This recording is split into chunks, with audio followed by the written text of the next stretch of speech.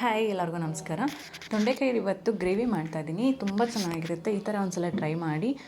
ಡಿಫ್ರೆಂಟಾಗಿ ತೊಂಡೆಕಾಯಿ ರೆಸಿಪೀಸ್ ಎಲ್ಲ ಬೇರೆ ಬೇರೆ ಥರ ಮಾಡ್ತಾರೆ. ಬಟ್ ಈ ಥರ ಒಂದ್ಸಲ ಟ್ರೈ ಮಾಡಿ, ತುಂಬ ಚೆನ್ನಾಗಿರುತ್ತೆ. ಚಪಾತಿಗೆ, ನೀವು ಅಕ್ಕಿ ರೊಟ್ಟಿಗೆ, ದೋಸೆಗೆ ಮತ್ತು ರೈಸ್ಗೆಲ್ಲ ತುಂಬ ಚೆನ್ನಾಗಿ ಕಾಂಬಿನೇಷನಾಗಿ ಯೂಸ್ ಮಾಡ್ಬೋದು. ತೊಂಡೆಕಾಯಿನ ಚೆನ್ನಾಗಿ ವಾಶ್ ಮಾಡ್ಕೊಂಡು ಈ ಥರ ನಾನು ಉದ್ದು ಕಟ್ ಮಾಡ್ಕೊಂಡಿದ್ದೀನಿ. ನಿಮ್ಗೆ ಯಾವ ಸೈಜ್ ಬೇಕು ಆ ಸೈಜ್ ಕಟ್ ಮಾಡ್ಕೊಳ್ಳಿ. ಸಣ್ಣಕ್ಕೆ ಬೇಕಂದ್ರೆ ಕಟ್ ಮಾಡ್ಕೊಬೋದು.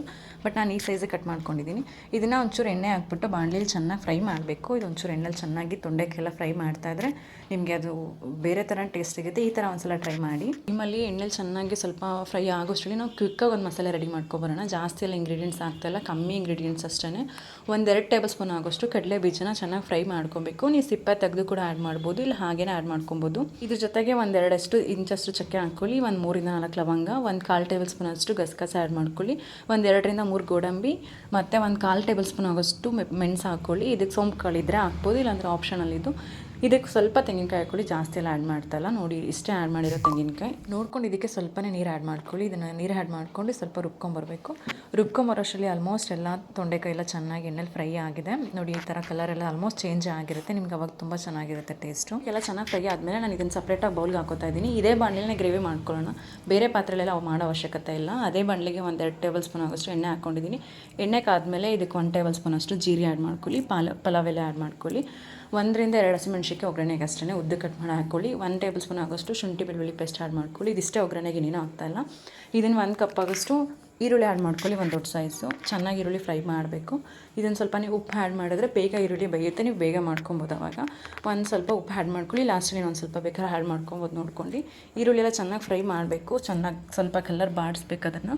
ನೀವು ಇದಕ್ಕೆ 2 ಟೊಮೊಟೊ ಆ್ಯಡ್ ಮಾಡ್ಕೊಳ್ಳಿ. ಸಣ್ಣ ಕಟ್ ಮಾಡಿ ಕೂಡ ಈರುಳ್ಳಿ ಜೊತೆ ಬೇಯೋದಕ್ಕೆ ಹಾಕ್ಬೋದು, ಇಲ್ಲ ಅಂತಂದರೆ ನೀವು ಪೇಸ್ಟ್ ಮಾಡಿ ಹಾಕ್ಬೋದು. ನಾನು ಇಲ್ಲಿ ಪೇಸ್ಟ್ ಮಾಡಿ ಹಾಕ್ತಾಯಿದ್ದೀನಿ. ನೀವು ಪೇಸ್ಟ್ ಮಾಡಿ ಹಾಕೋದ್ರಿಂದ ನಿಮಗೆ ಗ್ರೇವಿ ಚೆನ್ನಾಗಿ ಬರುತ್ತೆ ಮತ್ತು ಅದು ಸ್ವಲ್ಪ ಕ್ವಾಂಟಿಟಿನೂ ಜಾಸ್ತಿ ಸಿಗುತ್ತೆ. ಹಾಗಾಗಿ ನೀವು ಈ ಥರ ಮಾಡಿಕೊಂಡ್ರೆ ತುಂಬ ಚೆನ್ನಾಗಿರುತ್ತೆ.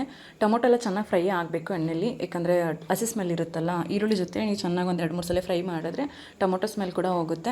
ನಾವೇನು ರೆಡಿ ಮಾಡ್ಕೊಂಡಿದ್ವಿ ಮಸಾಲೆ, ಕಡಲೆ ಬೀಜ ಮತ್ತು ಗಸಗಸೆ ಎಲ್ಲ ರುಬ್ಬಿಟ್ಕೊಂಡಿದ್ವಲ್ಲ, ತೆಂಗಿನಕಾಯಿ ಎಲ್ಲ ಹಾಕಿ ಅದನ್ನು ಡೈರೆಕ್ಟಾಗಿ ಆ್ಯಡ್ ಮಾಡ್ಕೊಳ್ಳಿ. ಆ್ಯಡ್ ಮಾಡಿ ಚೆನ್ನಾಗಿ ಇದನ್ನು ಸ್ವಲ್ಪ ಫ್ರೈ ಮಾಡಬೇಕು. ಟೊಮೊಟೊ ಈರುಳ್ಳಿ ಜೊತೆ ಅದ್ರ ಅಡ್ಜಸ್ಟ್ ಆಗಬೇಕಲ್ಲ, ಸ್ವಲ್ಪ ಫ್ರೈ ಮಾಡಿ.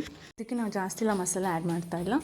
1 ಟೇಬಲ್ ಸ್ಪೂನ್ ಆಗೋಷ್ಟು ಅಚ್ಕಾರದ ಪುಡಿ, 1 ಟೇಬಲ್ ಸ್ಪೂನ್ ಅಷ್ಟು ಧನಿಯಾ ಪೌಡ್ರು ಮತ್ತು ಸ್ವಲ್ಪ ಅರಿಶಿನ, ಇದಿಷ್ಟು ಹಾಕಿ ಚೆನ್ನಾಗಿ ಮಿಕ್ಸ್ ಮಾಡಬೇಕು. 2-3 ನಿಮಿಷನ ಚೆನ್ನಾಗಿ ಫ್ರೈ ಮಾಡಬೇಕು. ನಾವೇನು ಹಾಕಿದ್ವಿ ಅಚ್ಕಾರದ ಪುಡಿ, ಧನಿಯಾ ಪುಡಿ ಸ್ಮೆಲ್ಲೆಲ್ಲ ಹೋಗ್ಬೇಕಲ್ಲ, 2-3 ನಿಮಿಷ ಹಾಗೆ ಚೆನ್ನಾಗಿ ಫ್ರೈ ಮಾಡಬೇಕು. ನಾವು ಈರುಳ್ಳಿ ಬೇಯಬೇಕಾದ್ರೆ ಸ್ವಲ್ಪ ಉಪ್ಪು ಆ್ಯಡ್ ಮಾಡ್ಕೊಂಡಿದ್ವಿ. ಇವಾಗ ಲಾಸ್ಟಲ್ಲಿ ನಿಮ್ಗೆ ಎಷ್ಟು ಬೇಕು ಅಷ್ಟು ನೋಡ್ಕೊಂಡು ಇನ್ನೊಂಚೂರು ಉಪ್ಪು ಆ್ಯಡ್ ಮಾಡ್ಕೊಳ್ಳಿ. ನಾವೇನು ರೆಡಿ ಮಾಡ್ಕೊಂಡು ಸಪ್ರೇಟ್ ಮಾಡ್ಕೊಂಡಿದ್ವಿ ತೊಂಡೆಕಾಯಿನ, ಅದನ್ನು ಡೈರೆಕ್ಟಾಗಿ ಇದು ಮಸಾಲೆ ಜೊತೆ ಆ್ಯಡ್ ಮಾಡಬೇಕು.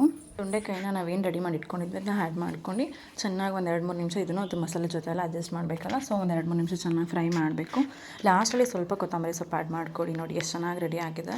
ಇದು ಈಸಿಯಾಗಿ ಮಾಡ್ಕೊಬೋದು ತುಂಬ. ಮತ್ತು ಬೇರೆ ಥರ ಎಲ್ಲ ಮಾಡ್ತಿರ್ತಾರೆ, ಸಾಂಬಾರು ಮಾಡ್ತಾರೆ ತೊಂಡೆಕಾಯಿ. ಈ ಥರ ರೆಸಿಪೀಸ್ನ ಒಂದ್ಸಲ ಟ್ರೈ ಮಾಡಿ, ತುಂಬಾ ಚೆನ್ನಾಗಿ ಬರುತ್ತೆ. ನೀವು ಇದನ್ನು ಚಪಾತಿಗೆ, ಪೂರಿಗೆ ಮತ್ತು ಅಕ್ಕಿ ರೊಟ್ಟಿಗೆ, ಬಿಸಿ ಅನ್ನಕ್ಕೆ ಕಾಂಬಿನೇಷನಾಗಿ ಯೂಸ್ ಮಾಡ್ಬೋದು. ತುಂಬಾ ಚೆನ್ನಾಗಿರುತ್ತೆ ಟೇಸ್ಟಿ. ಈ ಥರ ಒಂದ್ಸಲ ಟ್ರೈ ಮಾಡಿ ನೋಡಿ.